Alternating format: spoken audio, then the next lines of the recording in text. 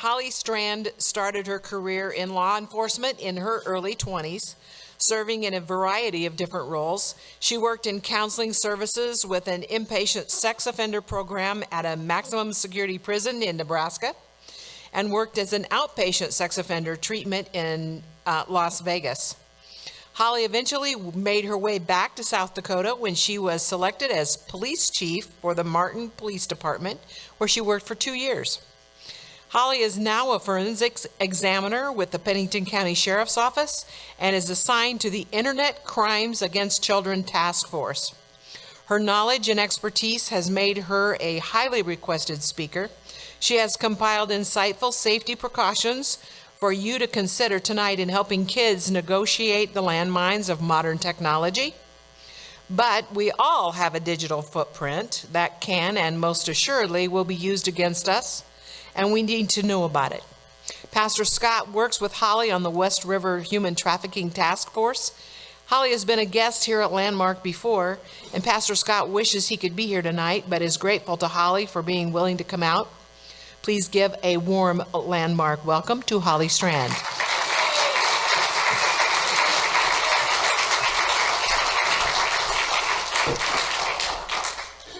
Good evening. All right, so we've got, do we have the PowerPoint up? We're getting there? We're getting there? All right. There we go. So my job title is forensic examiner, which they gave me a really cool job title so I would sound cool, but basically it's because I am a computer nerd or a super geek or a tech nerd, whatever you want to call me. So they said, we'll just give you a really cool title so you feel special. So my job, I spent all of today sorting through images and videos of child pornography.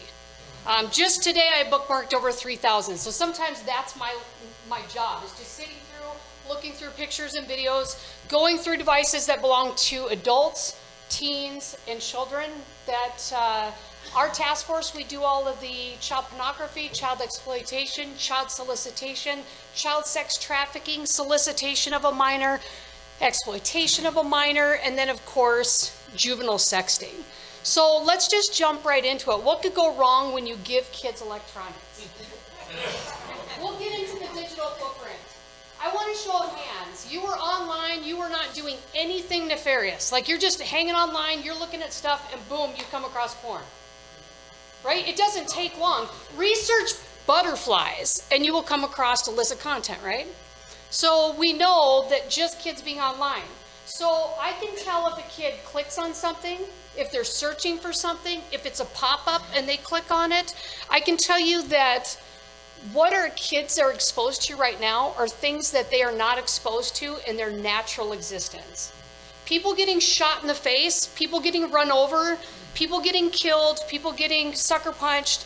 There's things that most kids just wouldn't see, right? They just wouldn't see in their natural existence, but they see because we have the internet. Privacy breaches. I'm a mom, I'm a wife. I started off by telling God I will not have any children. I will not get married, and I will not live in Rapid City. Oh yeah. So I have an 8, 9, 10, 11, and 12-year-old. When you ask how is that possible, it starts by saying I'm not having kids, and then I have 2, and then we say let's foster, but we're not going to adopt any. Yeah, we just adopted our last 2 months ago. So our little guys, our 8 and 9-year-olds. And I look at my kids at home and I'm like, who would really care about their data? What kids do online, like really, what does it matter what my kids want? But then you see how much people seek our kids' stuff, right? Every single thing. Put a box of Kellogg's cereal in front of them and what does it say?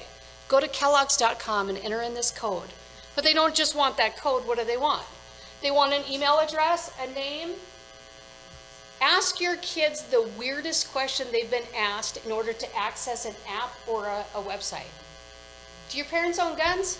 Is there mental illness in your family? Do your parents have a working refrigerator? And you're like, how bizarre. Well, what do they care about and what does that have to do with my kid? They're collecting data sets. This is your child that goes to this name with these people at this address, One, it's a beautiful psychological profile of your child, mental health profile, physical profile, but also it's used to sell things to kids later on down the road. They just want to see what the child's insecurities are. Do they think they're fat? Do they want to play pro ball? What do they know? So that's why everything we do, kids are putting out more data than they've ever had. Right now, our kids have the most complete data set out there. Digital medical records, dental records, school records, and then kids are given electronic devices, and then they have all of the other junk that they put in. Sexual solicitation, cyberbullying, and sex torture, we're going to get into those in detail. Pornography exposure. So you know in the elementary schools, right, they bring them in, they put the elementary, they put kindergarten, first grade, and they line them up like that. So when we go in, we don't use the word pornography. We simply say those not so okay pictures and videos, right? Because we're not going to use the word pornography in an elementary school. We're out in Hill City, Custer, one of the places out there, and we start the presentation, and sure enough, the little guy in the front row goes, "What if somebody shows you porn over and over, even though you ask him to stop?" It's like, all right. I had a dad sit down, he said, if you look through my 11-year-old daughter's computer, she's looked at more porn in the last 6 months than I've seen as an adult male my entire life. He said, she's like obsessed with it. And I said, she's like a lot of 11-year-old girls out there. I'm in a middle school and I go to leave and I'd say 12, 13-year-old boy follows me out and says, ma'am, what would be a good way to ask my parents to put a filter on our internet without telling them I can't stop looking? I looked through a device that belonged to a 16-year-old boy, and I could tell he started looking at porn probably 3 years prior to that. And I'm thinking, like, why do we have a 16-year-old kid's phone in my lab that actually has a cyber tip? As in, his content got flagged, and he has a cyber tip that was generated from the National Center. And I start looking through his stuff, and I can tell that he started looking at just static images, then it's videos, right? Then it's videos, and then it's twosomes, threesomes, foursomes. Then he starts searching teen rape porn. What do you think the content starts coming up, and his content's flagged, and his parents said, do you think he's a bad kid? I said, no, he's a good kid with a bad addiction. The average age in our country that kids are exposed to porn in the United States is 5 years old. So Bitdefender was like, let's monitor data sets and figure out who goes to Pornhub. Pornhub is one of the #1 free sites in the United States. So let's go check out Pornhub. Let's see who goes there. They were able to establish 22% of visits to Pornhub were kids aged 10 and under. So you look at porn and you're like, man, why is it such a big deal? I have a good friend of mine that struggles with a porn addiction. He said, Holly, got to the point if I could make it 2 hours straight without looking at porn, he said, I considered it a pretty successful day. Another guy said, Holly, you know my wife, she's a saint. He said, I kiss the ground she walks on. And he said, but because of my addiction, it's wrecked everything. Like, we can't talk about bills, we can't talk about raising the kids, we can't talk about anything because it all comes back to my addiction. So why is it that you can put every parental lock you want, you can filter your internet, our kids will still be exposed to porn? Why? They have no money. Like, why would you sell a product to somebody? Why did they have it pop up on 8-year-old stuff? You know, a game that's meant for kids under the age of 10, why would porn be there? One, it's a spiritual attack on our kids, but also they're building an addiction, right? They're building an addiction. When you give porn to a little kid, the porn industry is a multi-billion-dollar industry, an industry that understands that if you can get a kid clicking when they're young, they say they have a customer for life. By the time they're old enough to make money, they'll be looking for content they can no longer find for free. There's that disposable income. That's where that all comes in. That's why parents will call and say, why are pop-ups everywhere on my teen and kid sites? It's strategy. No realistic supervision. My dad took me to Hermosa when I was 6, taught me how to shoot guns, right? When I was a teenager, my parents taught me how to drive a car. Both of those are deadly and dangerous without proper training, right? As I go through tonight, you will see that when I tell people giving a child an internet-connected device without any training or regulation or supervision is like handing them a loaded weapon. We will get cyber tips from the National Center We will figure out who it is in Western South Dakota. We'll go knock on the door, and we'll have parents say, hey, somebody's exploiting your kid. Have you looked through their device lately? And we'll have parents say, it's their private thing, not mine. Or they'll say, I don't even know how to turn it on. We have Apple devices and they got like an Android, a Google tablet. I don't know how to turn it on. In my mind, you might as well give them a loaded weapon because it's just as dangerous. Nothing is bad. When I started at ICAC, Special Agent Brent Gromer said the internet's like Sodom and Gomorrah. It's every evil, sinful thing that you can imagine proposed and offered as something great and wonderful. I think about the information that my parents navigated, right? Nothing is bad. I tell my kids, respect your elders, right? Respect your elders. Wonderful people. Then they go online and they navigate information that I never had to navigate. If you went and asked my parents, like the information they navigated when I was growing up, and I was a terrible teenager, they would say the Rapid City Journal and the Nightly News. That's how my parents navigated the world. That's the information they navigated.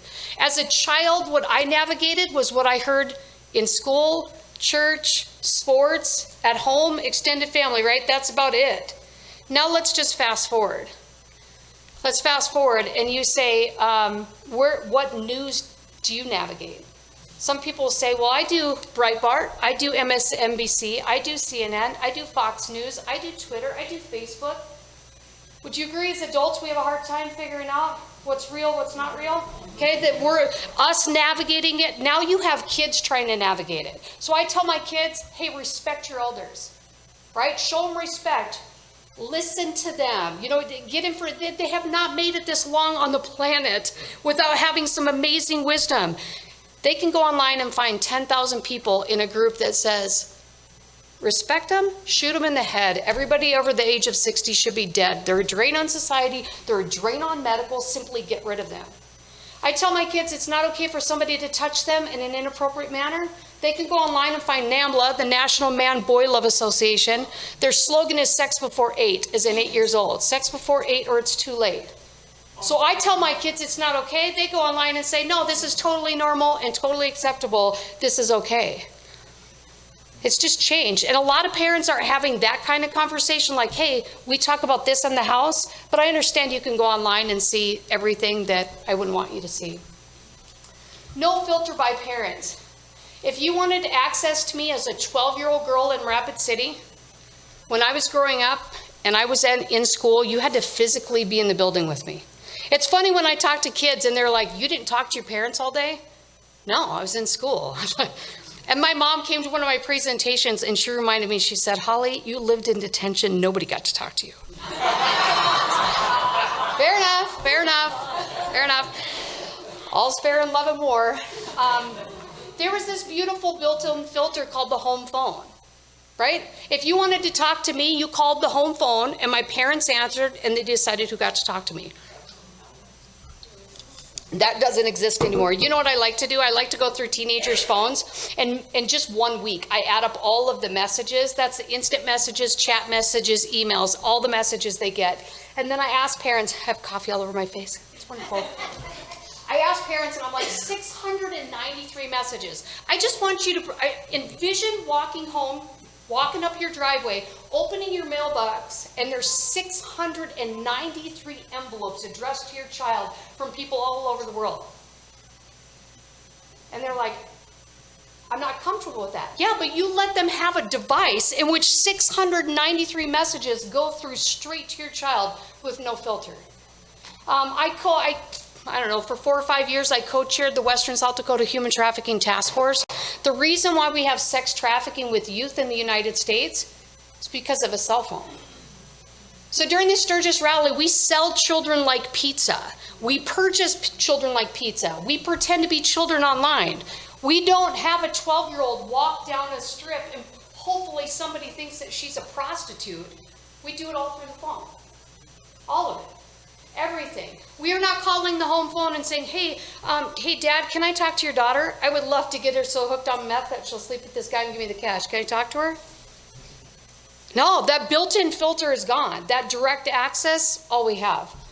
Duplicity and anonymity. If you have an Apple device, you have an iCloud account, right? So if you get a new Apple product, you have to sign in with your iCloud account, right? If you have an Android device, you have a Gmail account or a Google account. Turn off the location on your device and it'll still track the speed limit and how fast you drive. Every word you say, what you order at McDonald's. I wish I could show you the comprehensive list of all the things that they collect on us on a daily basis. Like second by second, it's constantly going. There's nothing that's anonymous. But kids believe as long as my parents don't find out, it's just fine, right? So they're one person in face-to-face and another person online. They get mean, they get risky, and they get sexual. And eventually, either they go out for a job interview or a college interview, and then they find out, oh, my parents never found out, but all the people that are going to be looking at my stuff will. Lack of real relationships. This one really, really bothers me. I was in Perkins, and I'm sitting here. It was actually, Jen is here. Jen and I were in Perkins. We're sitting there having dinner, and I watched this woman come in with this little guy. He's like 10 or 11 years old. And of course, he has this little digital pacifier, right? And I hear him call her grandma. And I was like, oh, sweet, like a grandma-grandson date. It's just sweet. They end up sitting right there, and I'm watching. He said one thing to his grandma the entire time. He told her what he wanted off the menu. This is what he looked like. You know what grandma looked like? She just kept looking around. I wanted to walk up and smack this kid. All my grandparents are dead. I'm like, you are holding a piece of metal, plastic, and glass, and the day she dies and somebody walks up and says, honey, your grandma passed away, he won't even remember what he was looking at. I've had people who have had kids die, brothers die, people that they love die, and they're like, you know what, if I could go back in time and add up all the time that I had a phone in my hand when I was in their presence, I would have years back. The day my parents die, I'll regret every second I touched a phone in their presence. Every foster kid that gets moved out of our house, you know, they get transferred, whatever it is. I think back of how many times they were just in my little space and I had a phone in my hand. But this is what we see, right? And it gets even worse than this. So when I look through kids' device, I make fun of them because they block and unfriend for really dumb reasons. Why'd you block Stacia? Because she literally takes 2 hours to respond to me. She doesn't respond in your time frame, so you're going to block her and find people that are instantly going, right? Why'd you block so-and-so? Because they like my stuff, but they never comment on it. I mean, why even bother if you're just going to like it and you're not going to say anything? So you're going to block people that are, again, not playing your life rules. Why'd you block so-and-so? Why'd you unfriend them? Their parents are going through a divorce and they're so dramatic. They're like up and down all over the place. Oh, so your friend is going through a rough time and that's inconvenient for you. So you just cast them aside, get somebody else. So somebody asked me, said, well, what does it look like for adults? This is what it looks like for adults. You have an adult that has 450 Facebook friends, because that's where all the old people are, right? We're on Facebook. So 450 friends, and life is good. They're commenting on, pictures of their kids and vacation, right? And then they start the death spiral. Who'd you vote for? Block and unfriend. Where do you stand on immigration? Abortion? Black Lives Matter. Protests are right. Vaccines? Booster shots? Masks? No masks? Climate change. Right? And then they have, 40 people left? And they have this echo chamber, right? Of people that are like, I so agree with you, I agree with you, I agree with you. Everything that you say is wonderful, it's great, it's right, until whatever that next thing is, right? What a boring, pathetic world.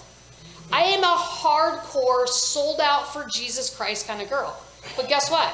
I have friends that are hardcore atheists, hardcore agnostics, friends that voted for Biden, voted for Trump, pro-abortion, pro-life. Man, I love, the second somebody says they disagree with me, I'm like, sweet, let's sit down. Let's go have coffee, right? But you know, this is where we see in law enforcement, is if you're in my silo and somebody's raping you or putting the boots to you, kicking the crap out of you, guess what? If you're in my silo, I might just step in and help you out. But if you're not, I'm going to take a recording of it. So what we see in law enforcement, why did you record? There was a young girl being raped. Why did you record it? Hate that girl. What, just she wasn't in your silo? Like she wasn't in your little group and agrees with everything that you like? It's sad, but this is what we see. Real relationships, real marriages, real friendships take a lot of time. They're messy, right? But they're so worth it. And you see our kids growing up in this world in which everything is based on something so shallow as if everything we agree is the only thing that matters. So digital heroin, if you go back, I don't know, many moons ago, they said our kids were falling behind Japan, Russia, and China. And the only way to fix this was to give them technology, and somehow our kids were going to be brilliant. So grant money flooded our schools, and there's smart boards, and there's all this stuff going on, right? And when they asked the people, there's people and companies that made billions upon billions of money off that, right? So they asked them, what do your kids think of all this technology? Just to preface, these are the most wealthy people in our country. They can send their kids to school any way they want in the entire world. They can buy their kids anything they want. And where do they send them? To the Waldorf School of the Peninsulas, which bans electronic devices for kids under the age of 11 and teaches the children of eBay, Apple, Uber, and Google staff to make go-karts, knit, and cook. Right? Wow, that's a lot of money to send your kid to a place without electronics. So when they were pressing them on why they didn't want their kids have access to technology, they were mentioning two very specific things. One, addiction, and the other one was it makes our kids dumb. So let's start with addiction. Every time our phones get a new Facebook, Snapchat, Instagram, political update, sports update, TikTok video, whatever it is, we get this little hit of dopamine. Dopamine, the same dopamine we get when we have chocolate, pizza, cigarettes, drugs, alcohol, sex. So you have a kid and they are on social media, let's just say they're on TikTok, or they're playing Fortnite, Call of Duty, right? Dopamine, dopamine, dopamine, dopamine, dopamine, dopamine, dopamine, dopamine. Hey, put it away. The brain goes through a withdrawal similar to heroin withdrawals. Who in here has watched a kid lose their mind, like absolutely freak out? Yep. Comparing police reports. Took my daughter's meth away and she attacked me. Took my daughter's phone away, she attacked me. Found my son's heroin. He shredded the house looking for where it was hidden. Took my son's PlayStation and he destroyed the house looking for where it was hidden. We were talking about that were like our police reports. You just swap around electronics. When you see a 4-year-old lose their mind and like break stuff in their room because they took their tablet away, yeah. So, but then our kids get really lazy. Who in here has watched a kid go to YouTube and watch some other kid play the video game that they play? It's sad, isn't it? You're like, what are you doing? So this is what our kids do. They go on and they will watch other kids run, jump, build, explore, and play, while they sit on their couch, and their brain, the chemistry in their brain will actually tell them, you are living a life, you're doing the running, you're doing the jumping, you're doing the skiing. And at the end of the day, they're just holding a piece of metal, plastic, and glass getting fatter, right? When I talk to parents and I'm like, what did your kids used to do? And my kids used to go hunting, my kids used to go swimming all the time. My kids used to do all sorts of stuff. What do they do now? They sit on their butt with their phone. It's easy. It's easy dopamine, because you can sit there and your brain will feel as though that you were living this grand life. Only you have two kids sitting side by side, and one says, "What'd you do this summer?" "Man, I did this. I built this. My dad and I did this in the garage, and we did all this stuff. And I went to my grandma's house. I rode my bike every day. We did this, and I built a pen, and we collected this, and we did all this stuff." And then you ask another kid, "Man, I played Call of Duty, played this," and you're like, "You didn't do anything. You didn't actually do anything. You were holding a piece of plastic." So the next part is it makes our kids not so bright. It doesn't make them dumb, but it doesn't make them smart. So I am a brain nut. I love the brain. So my daughter now is like obsessed with the brain. My second day at the coroner's office in Las Vegas, they said, "You're from South Dakota, right?" I said, "Yeah." "So you've skinned a deer?" "Yeah." "Okay. I got to cut a scalp saw school and remove a human brain my second day. I love the brain. My first master's is in psychology, second master's is in forensic science. I love studying, and you know I used to counsel in the prison. I love studying why really, really, really smart people do dumb things. I've met exceptional kids you put in front of me. I was like, they are so smart. If I can get them hungry, angry, lonely, or tired, I can make them dumber than a box of rocks, right? So they were showing how our brain is wired. If I were to take a kid and I put electrodes on the brain and I say, hey, do me a favor, go outside, make me a snowball and bring it back in. Their brain will light up like a Christmas tree. The second they walk, their brain will start lighting up because they can feel it, sense it, hear it. There's all of this stuff going on. Their brain will light up. Where it lights up is where that information is kept, right? So a month from now, when I say, hey, kiddo, do you remember when I had you go outside and give me that snowball? That replication will take place, right? They'll recall it, and their brain will light back up. If I give them a tablet and I say, hey, have your little avatar go make me a snowball, about that much of their brain responds in recall about the size of a pea. What do kids learn on in our schools right now? All electronics. When a kid reads in a book like physical pages, like these guys who have all the money that make their kids do, the retention is up here. Give them a computer or a tablet, and it's down to here. And that's our primary source of living or learning right now. One of my soapboxes, can you tell? So why do kids make such great victims? There's no data limits. I remember my mom, because it took up the phone line, like she would tap her foot. Somebody could be calling, Holly. I had no time to get in trouble because, I mean, you got on, you heard, you've got mail. It was spam, but you were excited. Now they don't. They're desensitized to picture taking. They don't buy film and they don't develop it. They don't know what it means to everybody, nobody blink, right? They don't get that. So when I get a device that belongs to a 6-year-old and they have thousands of pictures and videos of themselves, they don't have to be naked pictures, but they take pictures up their nose. They take pictures everywhere. So they get very desensitized to just being on camera. They are not like us. We were horrified, right? Somebody gets a picture of you in a swimsuit now, doesn't matter. They know how to Google. My friend calls me and says, my son came home and spelled A-N-A-L. And she goes, I don't want to say it, Mom, but what's that mean? She said, buddy, she goes, where'd you hear that word at? And he said, on the school bus on the way to school, there's a boy that watches it on his phone, and all the kids fight over who gets to sit next to him. She said, Holly's 9. He's 9. He's not ready for that conversation. I'm not ready. His dad's not ready to have it. She said, but should we not have the conversation? What is he going to do? He's just going to go on Google, which will give him pictures, video, and a very graphic, detailed description. Curiosity, need for attention. Would you agree that all kids need attention? Yes. So, our guys, we sell kids online. We can go online, put a picture of a 10 to 15-year-old girl, 10 to 15-year-old boy, it doesn't matter. Put something as simple as hate my parents, and within 10 minutes, we'll have at least 10 adult males. Hey, baby girl, where you at? Where you at, fella? We had a guy drive 8.5 hours to hook up with what he thought was a 14-year-old girl here in Rapid. 8.5 hours. We know our kids go online, and there are plenty of guys just waiting to have that conversation. We set up a meet, and seriously, from the first conversation to the next where he wanted to meet and have sex with a 13-year-old took less than a day. Yes, so rebellion and then the backpack factor. As a parent, my poor parents, I lived in detention, and my parents would go through my backpack, my pockets, everything, right?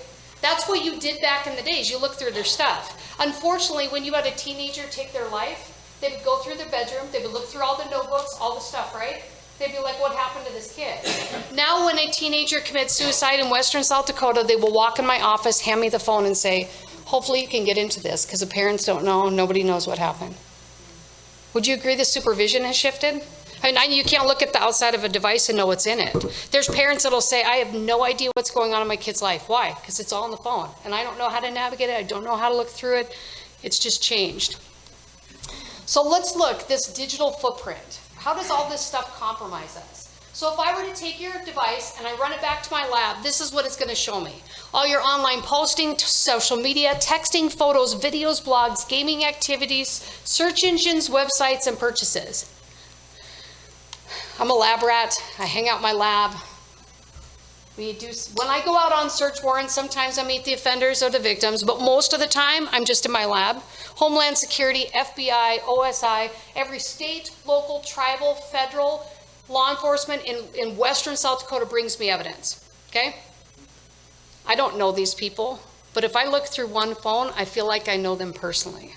I look through somebody's phone, I can tell you right off the bat if they're married, if they're dating, if they're single, if they lie, if they smoke, if they drink, if they cuss, if they have kids, who's their favorite kid, their favorite selfie look, their political affiliation, their sports teams, every medical condition they think they've had, their kids have had, their animals have had. Right? I feel like I know them. I tell my friends, if you give me your phone, I'll tell you your fears, your fantasies, and what you believe are facts. Because we type things into a phone we won't say out loud, right? Okay? I put these up here. It's kind of hard to read. But so if you're a parent, who in here is a parent and has a teenager or a kid at home that wants Snapchat? Okay, so you look through their device on Snapchat and you can't read any messages because they're gone. But I take their phone and I dump it and it shows me 6,111 messages. That's everything on the computer, every click, every online account, every email address, every private browsing history, everything, every click they've ever done on that device. Now you may look at that, this is off the phone, it's got all the Telegram, text now, Snapchat, text-free, Facebook messages, right? And you say, Holly, the only reason why you have that is you have forensic tools that allow you to get that. No, actually, Microsoft, Apple, eBay, Facebook, Amazon, if it's listed on there, they own that data. I always tell kids, if you think you're hiding something from your parents, are you kidding? If you wouldn't want your parents to see it, why in the world would you want a job interviewer or a college interviewer seeing that? Your parents may not find out, but when you walk in and they're like, oh, so Pornhub was your #1 site? Really? What are you doing on these sites? What are you doing on Ashley Madison? This is owned. Our data is bought, traded, and sold constantly. There is simply nothing that's private. So I'm 45 years old. I'm not worried about my digital footprint, but I'm worried about our kids is. Their parents are going to see things, whether while they're still kids or when they're adults. Teachers, principals, and coaches, colleges and universities. When we don't download apps on our device, there's nothing in that app that says they have to keep anything private. So you have a young man walk in for a college interview with a full ride scholarship, and they look at him and they say, great, letters of reference, straight A's, great. Let's take a look at this. And they turn the monitor around. Said, Juan, these are private messages. These aren't stuff on Twitter. This is not stuff where you just do a little research and find it. These are private messages. 1, I'm not sure you know how to spell a word correctly. 2, I don't know if you can talk without dropping the F-bomb. And 3, the words you've chosen to refer to some of your female classmates is appalling. You have no place in our university.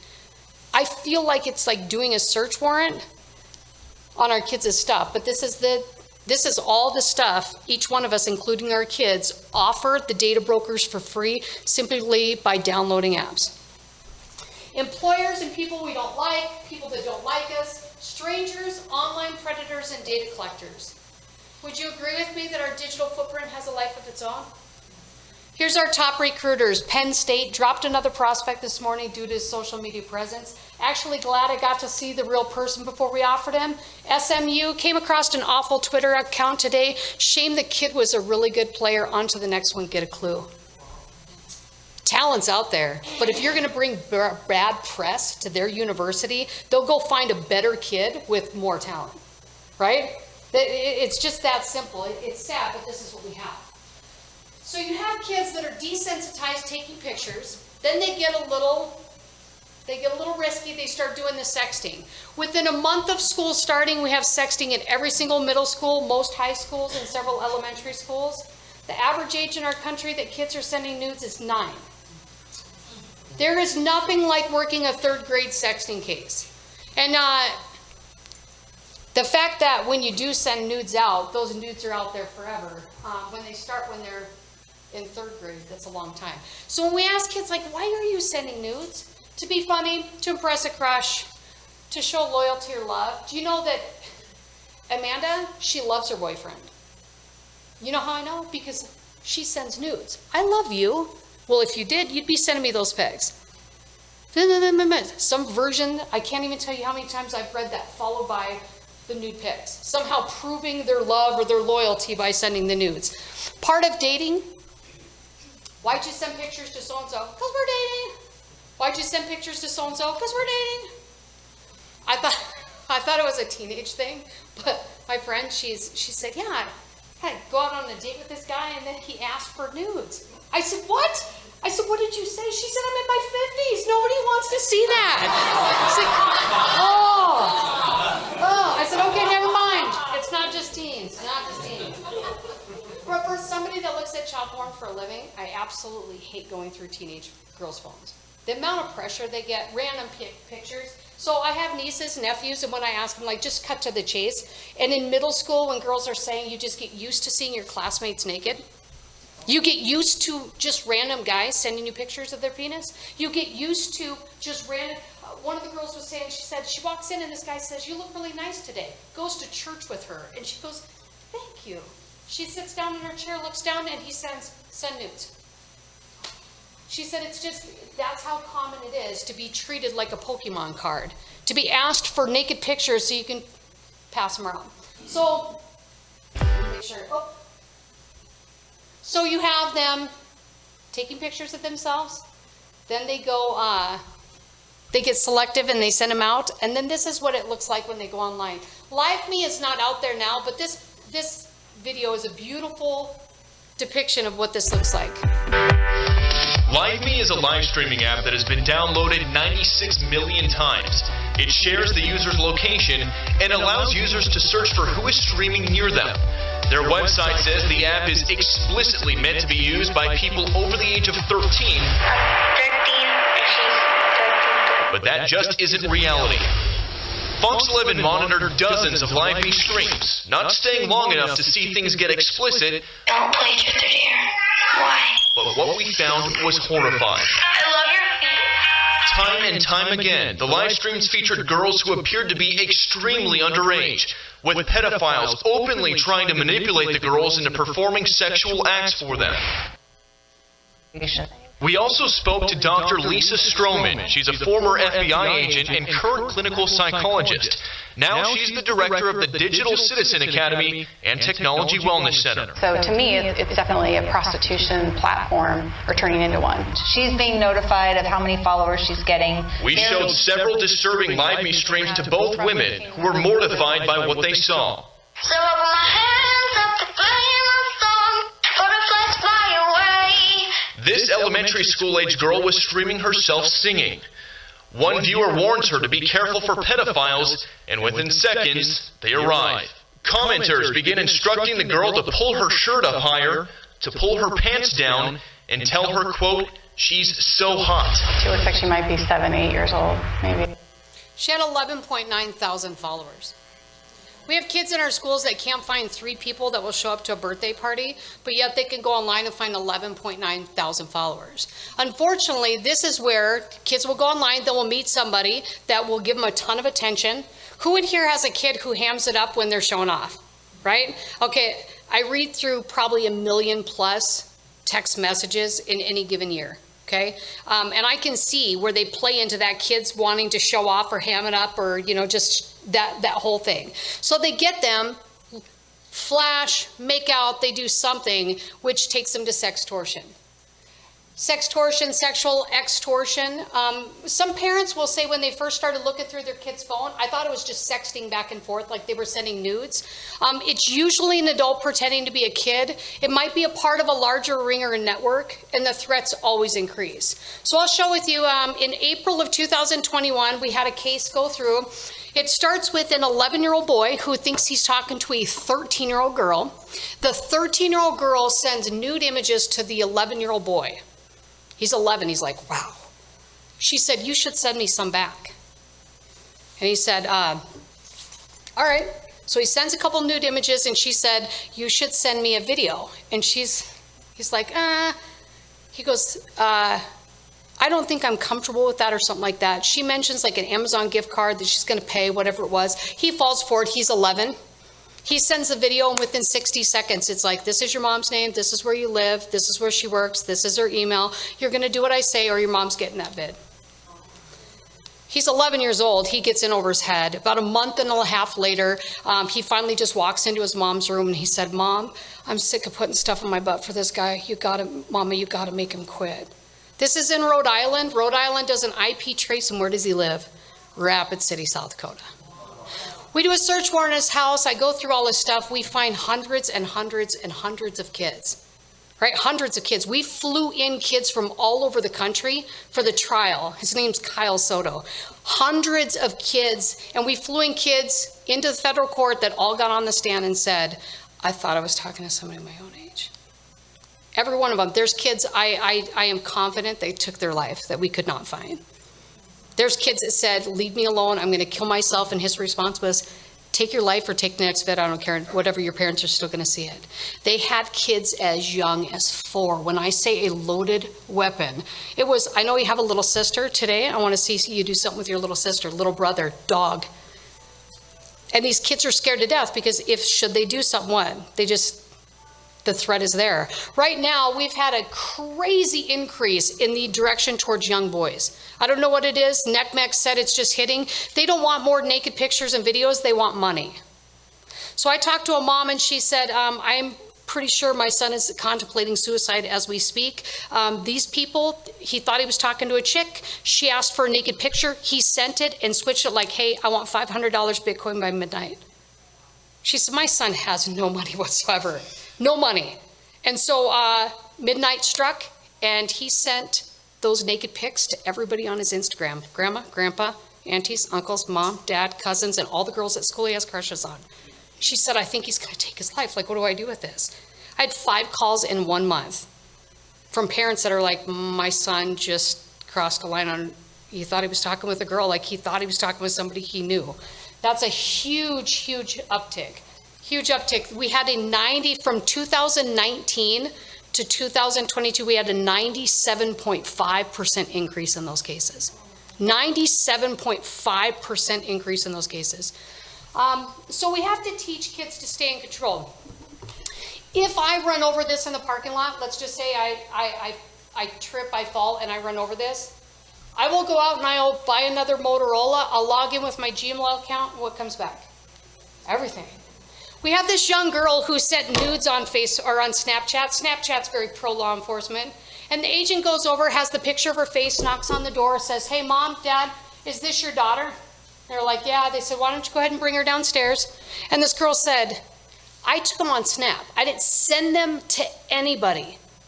And the agent said, just a second, you took them with Snap, so it shared it with every server of every app that you have. So you've shared your nudes across the globe. That's how apps work. You download them, they share all your pictures. He said you send them to Snap. Snap does an agent skin filter. They're pro-law enforcement, agent skin. They flag it. They send it to the National Center for Exploited Missing Children. They do the IP trace, came back to Rapid City. We got it to you, and he said,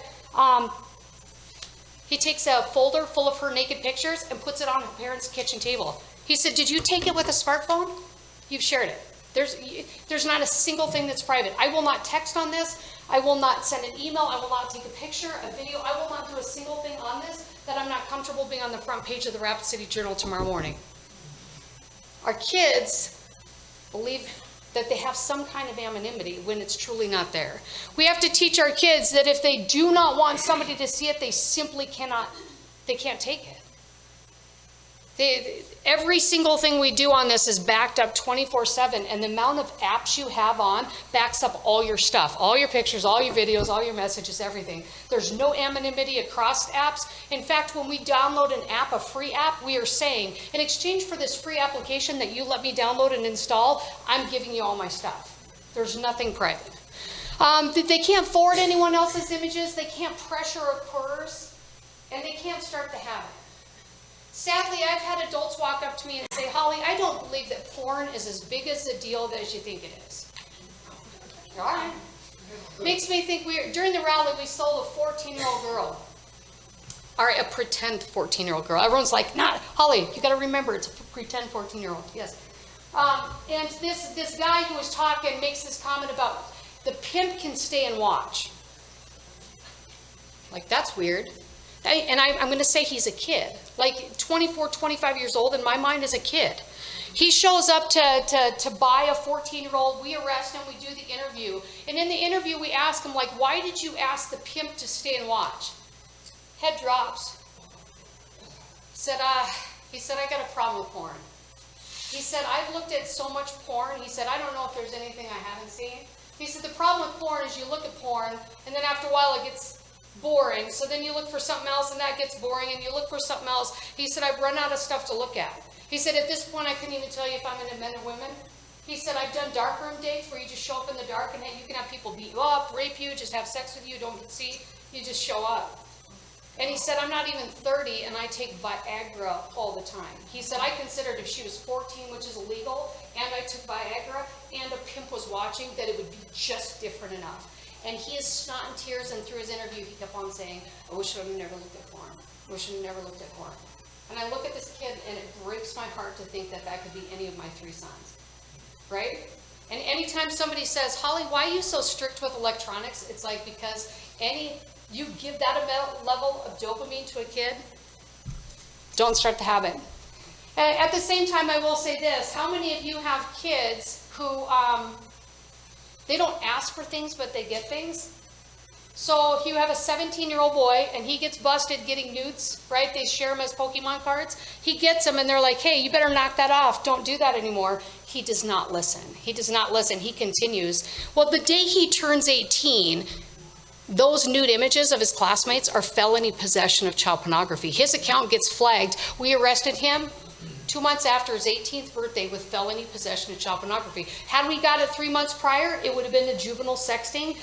We have it 3 months later, and it's felony possession. Most of our kids are not being raised and like, hey, you can't start this when you're 13, 14, and then expect the day you turn 18 for your accounts to be cleared and not to be flagged. And if you save stuff from a teenager to 18, it is possession of child pornography. You can't keep it. Show of hands that any of your kids were taught this when their kids were given electronics. Beautiful. Yes. And I appreciate that. I did. Good, good.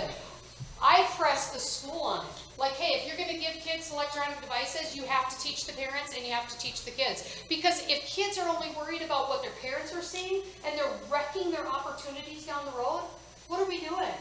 The only thing they're worried about is their parents showing up and finding out. So other areas of concern, this is a calculator, works like a calculator, looks like a calculator, but if you put the code in, there's everything your kid doesn't want you to see. My eyes only.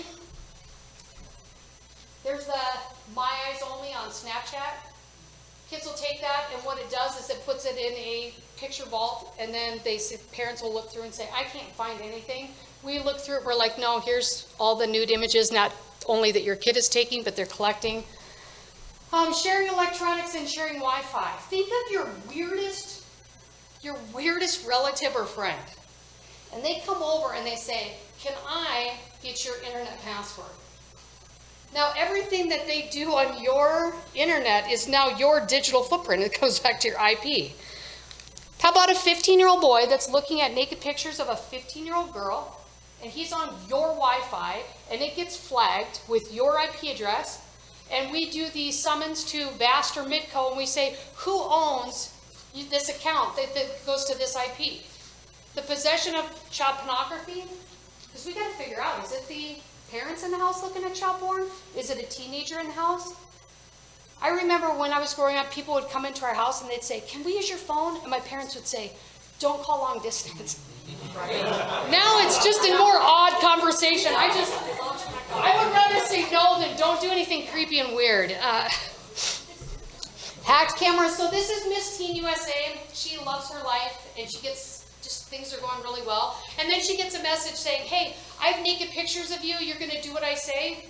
She said, scam, never taken a nude image in my life. Nobody's ever taken a naked picture of me, get lost. He responds by sending her a bunch of pictures of herself naked. he had hacked the webcam on her laptop for over a year. He had pictures of her dressing, undressing, coming out of the shower, singing, doing everything. Where do teenagers put those laptops? On their dresser, on their bed. They're always open, always on, right? 99.9% of people will never have to worry about somebody hacking their webcam or their microphone.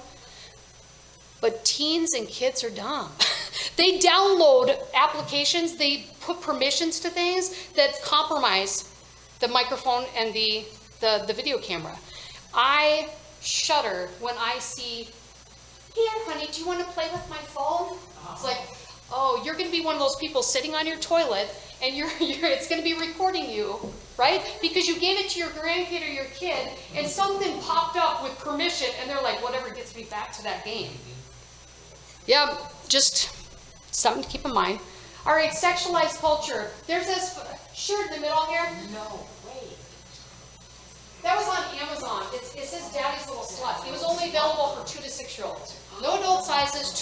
If you look at it, it's 2 to 6T. It took forever for Amazon to be shamed into removing that content. Walmart has that pair of underwear that says who needs credit cards. Oh, juicy written on the bottom of a little girl. How about pink? Pink. One of my friends said, I asked her, I was like, what's up with pink? Why do you always wear pink? And she said, Holly, it's Victoria's Secret. I said, I understand it's Victoria's Secret. I said, but why the word pink? You're wearing a purple hoodie that says pink. And she said, well, it's femininity. It's like a woman's color. It's, you know, and I said, well, would you agree with me that Victoria's Secret sells sex appeal, right? In the world of erotica, when they tell somebody to show the pink, they're not talking about the color pink. They're talking about erotic terms that they refer to just in general as pink. And we have little girls running around with pink written across their chest, pink written across their bottom. You know how many onesies now have some kind of sexual something, hot, flirt, came from Nuttin, N-U-T-T-I-N kind of stuff? It's Marino, Javier Marino. He was the Salvation Army guy that we just sentenced, right? I went through his stuff. I would say at least a fourth of his stuff, if not more, was focused on infants and toddlers. And all of his memes kind of stuff was like, I'm too sexy for my diaper, all of that stuff. And I look at that and I'm like, what parent looks at that and thinks, wow, that's really cute. I think I'm going to put something with sexual content on my child. I just don't get it. But obviously, if Amazon can make money, if eBay can make money, that content's there. Not until we as a culture decide to shut it down. All right, filters. Who in here knows somebody who filters every picture? And you look at them and you're like, you don't look like that. You see they're online, you're like, that's not right. Filters can be fun. You know, the little deer, whatever deals. I don't do Snapchat except for my undercover ones, right? But there's people that filter everything. This is where it gets dangerous for a kid. So you have a kid who filters everything, and then you say, hey, do you want to go grab ice cream? And they're like, no thanks. Why? Because they can't filter in person, right? All their blemishes, all their stuff. Or you have a teenage boy who loves to be, kind of witty, right? Sarcastic and witty, only he's not. So he needs a good 20 minutes to come up with that witty response. Hey, do you want to go have pizza? No, thanks. Why? Because he's not witty in person. He's witty online, but he's not witty in person. So you have these kids who have completely drawn back. We just did a presentation with Love Inc. I'm on the board of directors with Love Inc. We went out to the base and they said 86% of the people on base right now are 26 and under. And a lot of them do everything online. They just don't get out. And it's easy. You can be anybody you want, and you really don't have to try that hard because you can filter anything you don't like. My Fortnite, Minecraft, and Roblox, if kids are on it, the offenders are on it. We have cyber tips for each one of those. If the kids are there, our offenders are there. TikTok.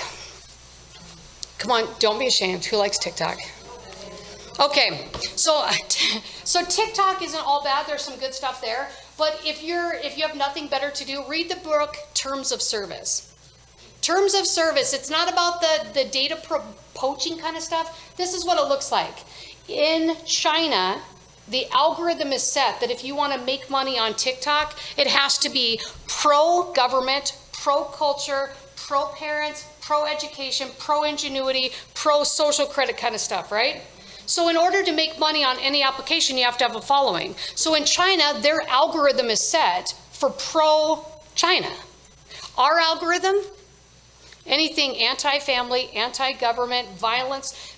In some countries, you can't get the challenges that we have here to stick because their government's like, A challenge which requires somebody to take off the lug nuts off your vehicle and then just follow you around until your tire falls off and videotape it and add it to the thing. Stealing all the stuff out of the school. How about shooting Orbeez, frozen Orbeez in people's faces? Yep. Now, this is what I really don't like about TikTok, is that you can get on bunny trails. When somebody says, hey, Holly, I just started a new case today. That's what I said, I was doing today. And when somebody walks in and says, how bad was the child porn? What should be my response? All child porn is bad, right? But when you've looked over millions of images and videos, you have a spectrum, right? It's not a spectrum I would wish on my worst enemy. And funny thing is, I can't even look at a paper cut. My kids get hurt, and I'm like, And my husband's like, you know what you do for a living. I can't, Oh, I can't even look at it. No. So I will see kids like 7-year-olds commenting on TikTok. You know that knockout where you just walk up and hit somebody in the back of the head, right? And they yard sale it? When you have a 7-year-old respond, it wasn't that bad because his teeth didn't get knocked out. Because he's watched so many that now it's not even that hard to watch. I want my kids horrified the first time they see somebody get hit. I want them horrified when somebody walks up and punches somebody in the back of the head. I want them horrified. We will watch kids, young kids, watch so much of that content that just humanity in general, they have no respect for human life. Again, another soapbox. I have so many.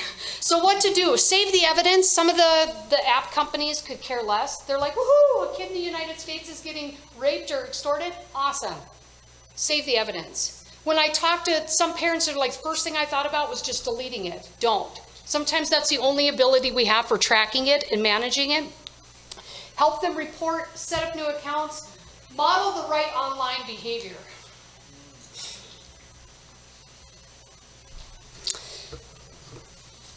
Our kids learn like this. And we give them a device and say, you're so rude. Put that thing away. They have no training, right? I've started with my kids by training them. Hey. When there is an adult in the room, if there's a kid in the room, if your worst enemy is in the room, they're made in the image of God. You look them in the eye.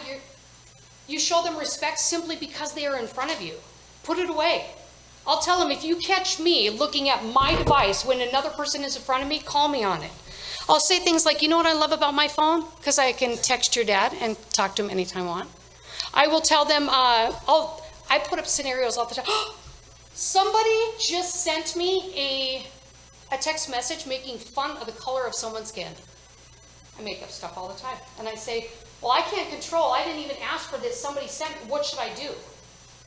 Should I give them a winky face? My son, don't. I said, why? They'll send you a lot of it. Don't. What should I do? Give them the angry eyes. Give them the 2 thumbs down, Mom. That's right.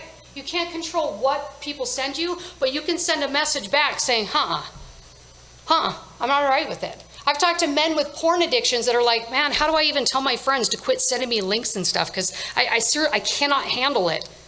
The next time they send you one, send them the angry eyes and the 2 thumbs down. Like, you can let them know, leave me alone, knock it off. I will tell my kids, hey, do you remember Grandma and I kind of got in a spat earlier? Yeah, I kind of want to go on and tell all my friends why I'm right and Grandma's wrong and what I said was okay and what Grandma said was totally wrong, so they understand the situation, because I don't want them thinking that Grandma's right because she's not right. And I asked my oldest, and I said, what do you think? She gets tears in her eyes. She goes, you're going to hurt Grandma. You're going to hurt her. I said, what does a real woman of God do? She goes, you drive over, you look in their eye, and you figure it out, Mom. Like, that's right. I don't care how much you hate a person. Sit down, have an intelligent conversation with them. If you can't do that, keep your mouth shut. One of the best lessons I have is when my kids get really excited, and they're like, Mom. And I say, go ahead. Mom, no, it's really important. No, I'm listening. Go ahead. That's so rude. Oh, is it now? Can I get a...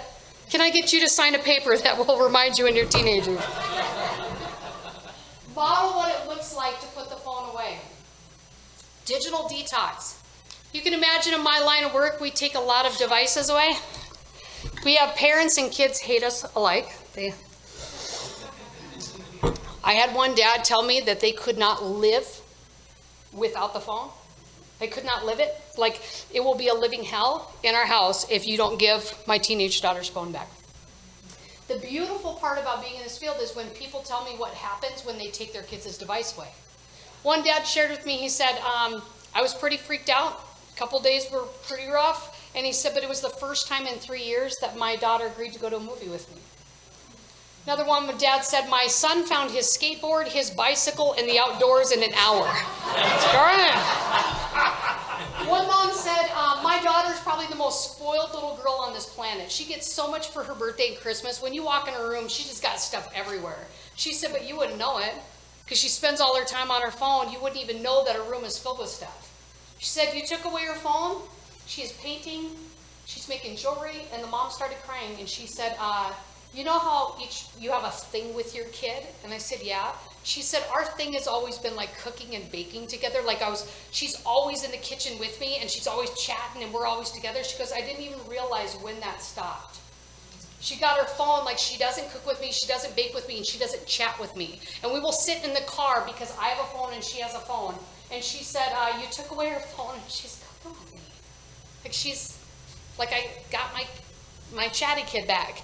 The theme I hear the most, what do you say if you love somebody and they have an addiction to meth, heroin, alcohol, cocaine, and they get sober? What do you say?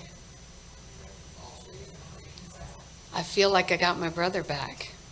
I said that. I was like, I feel like I got my brother back. The brother I grew up with, I feel like I got him back, right? The real him. That's what I hear parents say. I got my kid back. It's crazy, but their little personality came back and who they used to be and what we used to do, I got that back. So don't be afraid to put that on. The digital detox. Teaching our kids they can live without it, and they seem to be just so much better without it. Here's the conversation. Set the rules and expectations. If every parent would say, there are no electronic devices in the bedroom or bathroom, none, our caseload would drop significantly.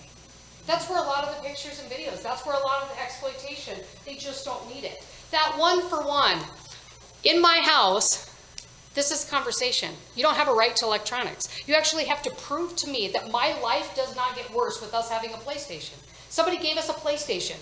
And I'm like, look, you have to show that if we have a PlayStation, every conversation isn't like, hey mom, so tomorrow when we play the PlayStation, I get 10 minutes and then can I go first? And the PlayStation, can we get another set of batteries? And hey mom, about the PlayStation, let's get rid of it. If that's the only thing we have to talk about now is the PlayStation, the phone, whatever it is, we get rid of it. My kids also, they only get 20 minutes max on anything, 20 minutes max. That 1-for-1, they have to do 1 push-up for every minute. So when my daughter first started, she'd like eke out 3. She's like, I get 3 minutes on the PlayStation. I'm not joking around. She is just this little tiny girl. She will do military style 30 rock solid push-ups. Mom, I'm saving 10 for next time. All right. All right. And then I tell them, go get your dopamine in the backyard. Ask about their friends. Growing up in Rapid City, if I mentioned Rachel, the chances were my parents knew Rachel and knew her parents. Now when you go through your kid's phone and they have 2,000 contacts, we have to ask, like, is this somebody you know face-to-face or somebody online?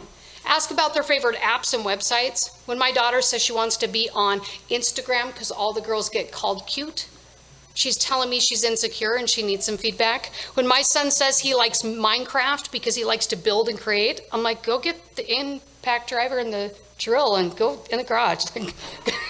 Don't hurt anything or hurt yourself, but ask if they're seeing things that they don't like, who they get to talk to, personal information, and ask. When we go in the schools, we always say, if somebody even jokes about coming to see you.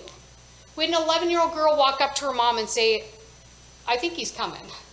It starts by her telling this guy that she lives somewhere else, and he said, no, you don't, you live in the United States. They live in South Dakota. And as he's talking about coming to see her, he keeps saying, like, you should have a friend, you should have a cousin, when he gets there. And he mentions Rapid City Regional Airport, to which she said, I thought it was a lie because all planes come to Ellsworth. But he keeps pressing this coming. So she walks up to her teacher and said, if somebody flew here, where would they fly? Like, what, the airport? Teacher said, well, Rapid City Regional Airport. She goes home, tells her mom, I think he's coming. He's not 19 years old, he's 35 years old, active military, hands on a fence with a young child porn on his phone, and he had bookmarked tickets on Priceline for Rapid City, South Dakota, for the price to drop. During the Sturgis rally, we had a guy that was mad that the youngest we had for sale was 12, and said if we could find one that was underdeveloped and under 10, he would drive up twice a month from Texas. If there's only 5 of us on our team that are doing the active stuff, if we had somebody that did nothing more than chat, we would probably arrest somebody every other week that would drive to Rapid City to have sex with kids. We've got to start talking to our kids. When they're chatting with people, they have no idea. In a little small town in Minnesota, this girl is talking with a guy, and then he takes it to the next level of, I'll come pick you up. They end up talking. He says, leave your phone there, tell your friends you're going out east, blah, blah, blah. He picks her up. He's a registered sex offender out of Florida, or not Florida, California. She makes it to Midland, South Dakota, and goes into the gas station and said, I screwed up, you gotta call my parents. Like, I totally screwed up, I wanna go home. And I'm thinking, she made it all the way from Minnesota to Midland, and he was taking her back to California. And if you would have asked her at the time, she said, I thought he was my best friend. She didn't know he was 50-some. And if they're getting paid for pictures or videos. These are the resources. I will send these over to Scott, and he can put them on the website so you can have access. And I'll wrap it up so you guys can get out here at a decent time. Create the kind of environment. Are my kids going to see porn? Absolutely. But I'm going to create the kind of environment that says, hey, when you see that, come talk to me. Come talk to me about it. We have to create the kind of environment that our kids are allowed to screw up. I talked to this dad, and he said his son sent out nudes. And he said he screwed up, and he's like, buddy, this is a lifelong thing. Your nudes are out there. Nothing I can do for you. You know, talk to me. Don't do anything drastic, but you did it. So we got to deal with it. Our kids are up against stuff that we never had to deal with. Most of us, if you were to walk up to us and say, what were the chances of growing up that your parents would allow a stranger to walk straight into your bedroom and have conversations with you and see you in your night clothes, in your underwear, in the shower, in the bedroom? They'd be like, no. But I see parents that'll say, here, honey, here's your phone. Okay, it's the same kind of thing. So we have to create the kind of environment that says, if you're going to navigate this world, we have to talk. Communication is everything. I wish I could give you an app that would monitor everything, but it doesn't. My forensic software is constantly catching up. Snapchat updates my forensic software, looks at the information, figures out how to parse it, updates my tool, and then I do it, right? So that's the same thing with monitoring your kids' stuff. We have to supervise.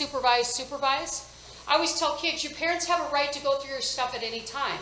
If you're doing anything nefarious on that device, kids under the age of 11 or kids under the age of 18 cannot own property.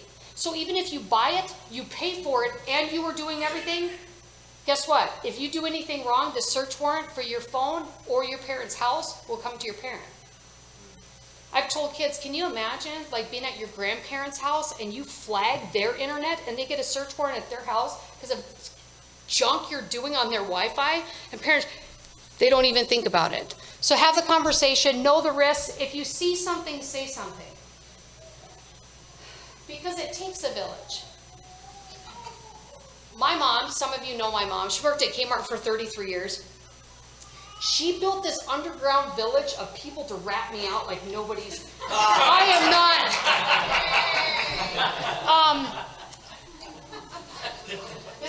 I got caught smoking in middle school, and like people were calling her before the liaison officer called her, and I said, how did you know? And she said, just a really good citizen.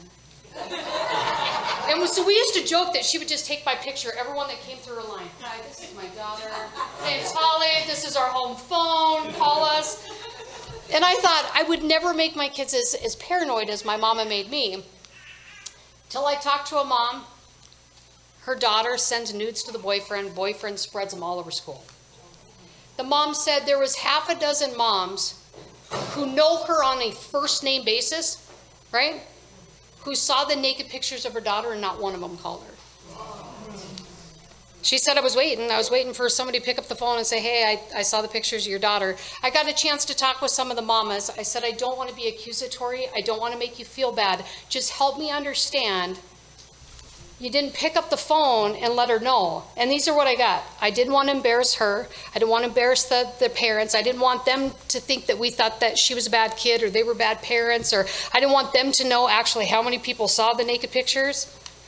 Man, none of my kids. We have a Gab phone that is a community phone. I would recommend Gab phones. They're amazing when it comes to locking down. When my kids actually have real phones, I will walk up to other parents. This is my cell phone. My kids are going to screw up. If my kids send nudes, ask nudes, they're being divas, they're being jerks, they're doing anything, come talk to me. If my kids get in over their head, come talk to me. I would much rather you come talk to me and embarrass me than come home and find my kid has run away, taken their life, or done something way, way, way extreme. Because somebody wouldn't pick up the phone and say, hey, your kid's in over their head. And if you really want to help, be a foster parent. 60% of the kids that they recover from sex trafficking, 60% were currently in foster care or had been in foster care prior to going into trafficking. One of the little ladies, she said it was really easy for her to be a foster kid and go straight into trafficking. She said, when I was in foster care, she said, I wasn't allowed to pick up the phone and just call my mom and my sisters. I had to ask permission. She goes, no different from having a pimp. You have to ask permission for everything. She said, when I was in foster care, there was an exchange of money for my presence in somebody's house. She said, and then I got into traffic, or she was like, I was getting sold. She said, exchange of money for my presence in somebody's backseat, hotel, alley, wherever. She said, when I was in foster care, she said, I had a caseworker that told me where I would go to school, what I could wear, what I could do, when I could talk to people. She goes, no difference from having a pimp. We have kids here in Rapid that end up having to sleep at child protection on a cot because we don't have enough foster parents. That is, God calls us to take on orphans and widows, and these ones are exposed. They are the source of a lot of the stuff that we see, and they get caught up because there is no protective parent. There's nobody that says, hey, I want you to go to college. I don't want you to wreck yourself by doing this stuff online. They simply have access, and then nobody looking out, nobody protecting. That's my plug. All right, so that is my supervisor. If you were interested in getting a training done or have any questions, that's our phone number. That is his email. And you guys are free to leave, but if there's any questions, I would be more than willing to answer.